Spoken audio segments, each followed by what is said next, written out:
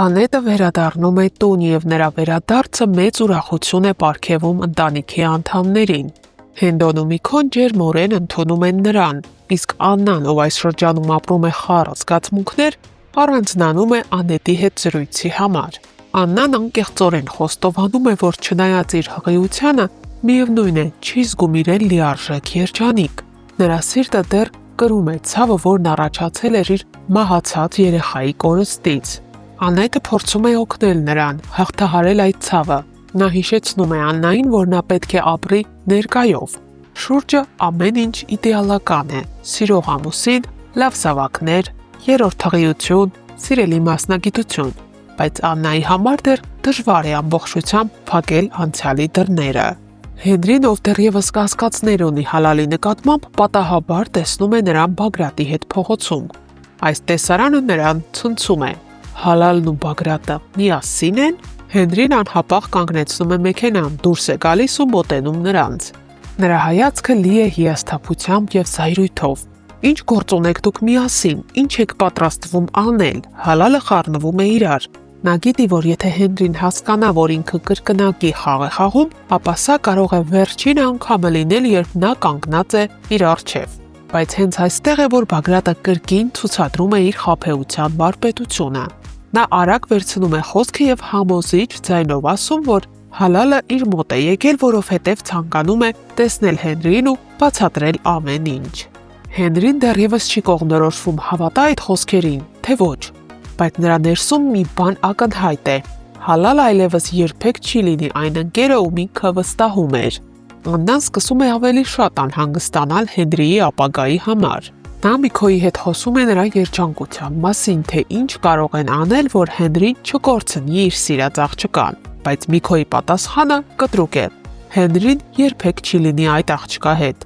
Այս խոսքերը ցնցում են Աննային, միթե Միքոն պատրաստ է ամբողջությամբ զրկել իր որդուն իրական սիրուց։ Միքոն ու Հենդոն հասկանում են, որ Բագրատը օգտագործում է Հենրիին վրեժ լուծելու համար։ Նրանք չեն կարող թույլ տալ, որ Հենրին դառնա նրանց թշնամու գործիքը։ Հայր և որդին մտածում են նոր քայլերի մասին, որպեսզի Հենրիին հեռու պահեն Բագրատի ազդեցությունից։ Մյուս կողմից Բագրատն ու Հենդոն հեռախոսով խոսում են և այդ խոսակցության ժամանակ Բագրատը հպարտությամբ հայտարարում է, որ իր դուստրը կրկին ժառանգ է պարգևելու նրանց ընտանիքին, բայց Հենդոյի պատասխանը այլ է. դու այդ երեխայի հետ ոչ մի կապ չունես, այդ երեխան միայն իմ ժառանգն է։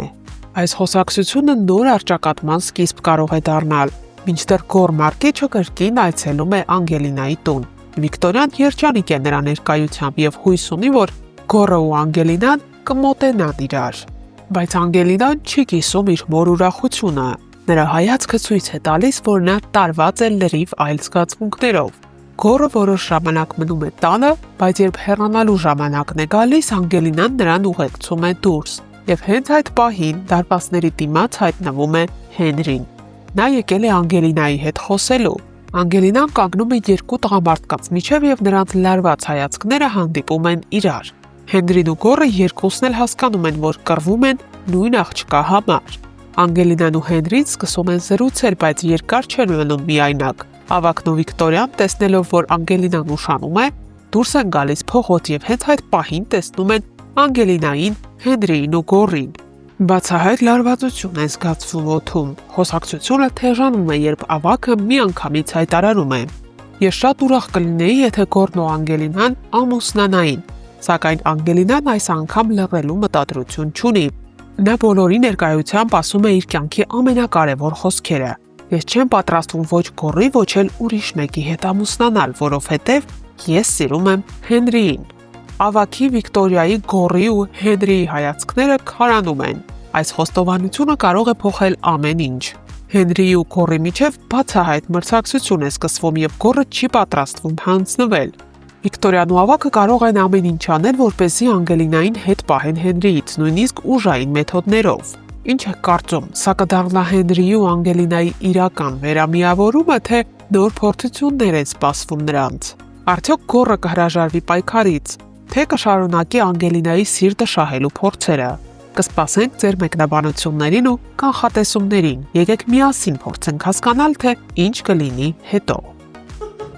Այդան, Եվ Ռոզան եկել են աշխատանքի նույն մազերով։ Ճիշտ է։ Նույն մազերով։ Իրականում օծ չենք։ Սիրում ենք իրար, այո, մենք սիրում ենք իրար ու ծիծաղում ենք։ Սուգա ստորիների 10%-ով։ Սա գնացին։ Մենք ճամպրուկներով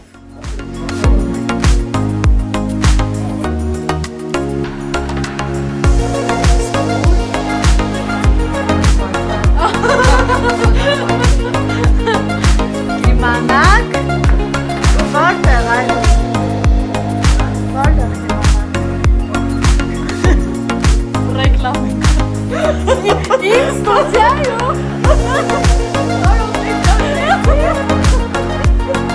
Էջը տանուման ներքեմ Ես ինչ պայմաններում եմ ես աշխատում Իմանակ շուտ է, սպասեք դեմ ժամպուկները կշնենեմ ցույց տամ Դրանով հնարից մեր ստուդիա։ Լավ է կարում է։ Ատեսնեք եք ոզանից։ Այո, այդուլ ինձ վար ասավորացել Այո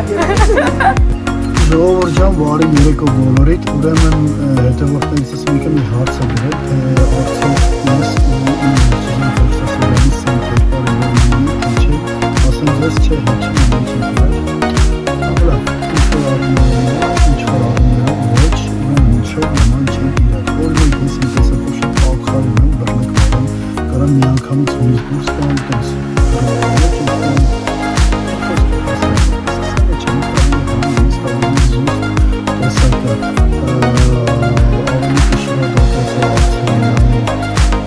այդ ամեն նույնիսկ սենին ախոզում եմ, որովհետև ուզել եմ իսկ ինչով վեր նման օրինակ ազնվության այդ առավոտ մի ամուսնության ազնվության ես եմ սենին այդ ընդհանուր սենի կերպարը շատ ասում եկեց շատ լավ կերպարա, շատ տաղամարդու կերպարա Ուզեք չուզեք հանգիս չեմ։ Ես ստեղ ինչ անգել եմ։ Ես Անգելինաս և Հենրի նկարում ենք ասեն ես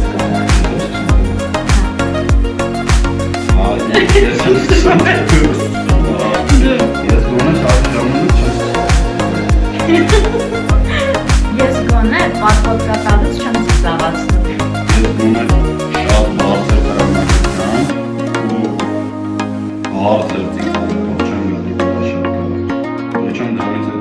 անգամ տրամադրություն։ Ես գոնե միշտ կապ չունի ռեկ հա ռեկ չի, հեռախոսով չեմ խոսում